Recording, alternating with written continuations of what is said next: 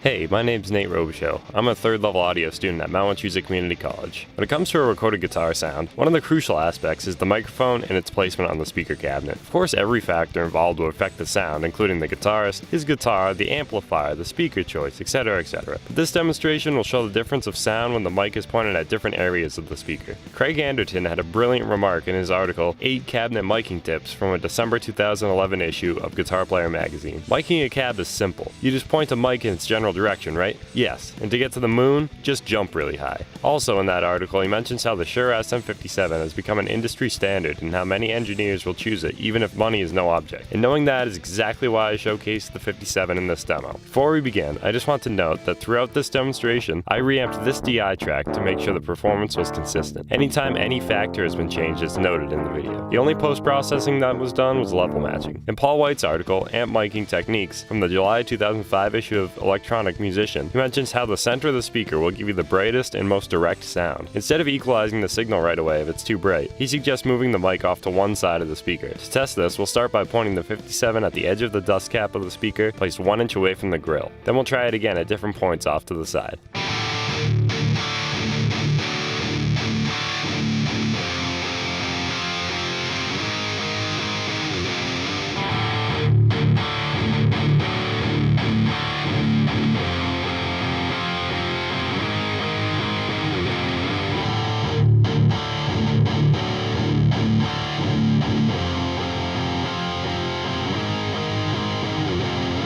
As you can hear, as the mic gets to a further position on the speaker, it gets less bright. The intensity of how big an impact even a small movement can create is easily shown when you hear the mic change as it slowly moves across the speaker.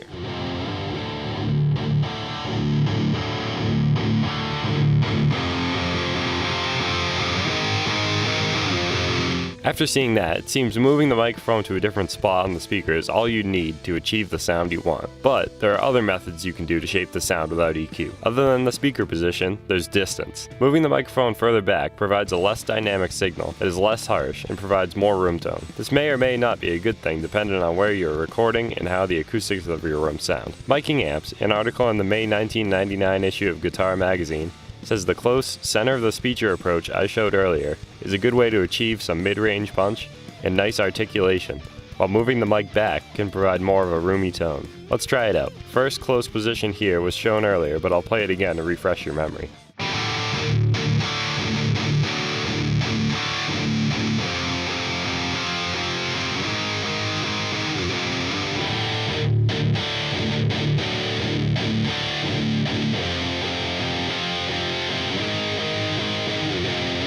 To record this demo, I went to Endless Recording Studios in Mason, New Hampshire. There, the owner and operator, Dan Jameson, was nice enough to let me use his equipment and teach me some techniques along the way. One of the techniques he showed me was using 2 SM57s placed about an inch away aimed at the same spot on the speaker. This created an interesting effect where the distance between the mics caused some phase cancellation and cut out some frequencies. I'll show you what each mic sounds like, then I'll show you what they sound like played together.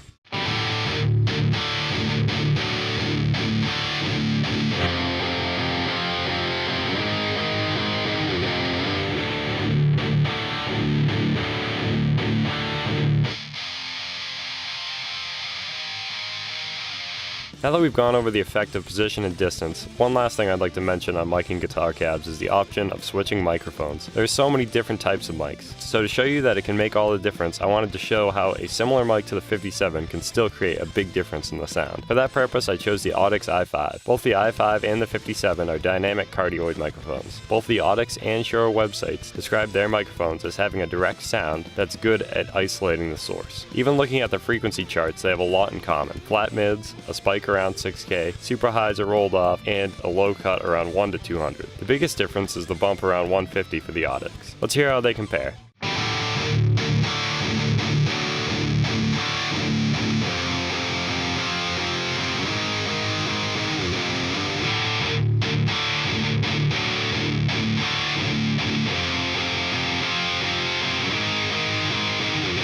Now that you know its speaker position, the distance of the mic, and the choice of the mic all make a huge difference in your recorded guitar sound, hopefully you've become aware that you have the ability to capture the sound that you are going for, instead of having to do loads of post-processing later down the line. Natural EQ before processing EQ. It just has a way about it.